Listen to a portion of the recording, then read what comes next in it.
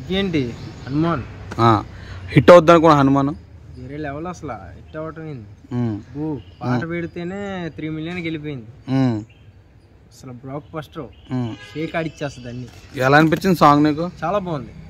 ఏం నచ్చింది సాంగ్స్ లో? ఆ గ్రాఫిక్స్, ఆ సాంగ్ చేసే విధానం మొత్తం చాలా బాగుంది. సో మిలియన్కి వెళ్ళిందంటే మనం ఆశ్చర్యపోక్కర్లా, అలాగే 3 మిలియన్కి వెళ్ళిందంటే ఇంకా మళ్ళీ ఆ సాంగ్ గురించి మనం మాట్లాడక్కర్లా, అది వేరే లెవెలే. ఎక్స్పెక్ట్ చేసినావా ఇంత రేంజ్కి వెళ్తుంది, పెద్ద పెద్ద సినిమాలకు టక్కరిస్తుందని? అసలు అనుకోలేదు. అన్ని సినిమాలు ఇలా ఢీకొని ఏ రేంజ్ లో నిలబడిద్దని అసలు ఎక్స్పెక్ట్ చేయలే. ఎందుకంటే కొత్త హీరో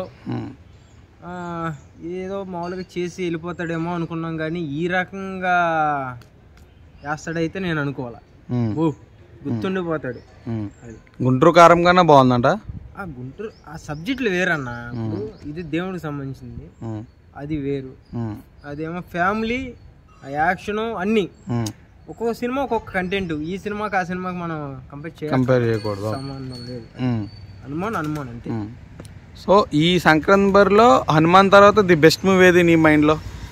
నాసామిరంగానా లేకపోతే సైంధవానా? సైంధవ. సో చాలా మంది నాసామిరంగా కూడా బాగానే కలెక్షన్స్ వచ్చినాయి అంటారు.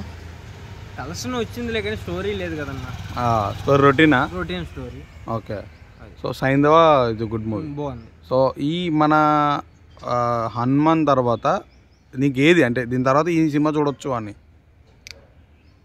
గుంటూరు కారం చూడొచ్చు. ఓకే. ఓవరాల్గా 200-300 కోట్లు వచ్చింది కదా, ఎలా ఫీల్ అవుతున్నావు అంత డబ్బు వచ్చినందుకు? బాగుంది. ఎవరైతే బాగోలేదన్నారో వాళ్ళందరికీ కూడా గట్టిగా పెట్టారు.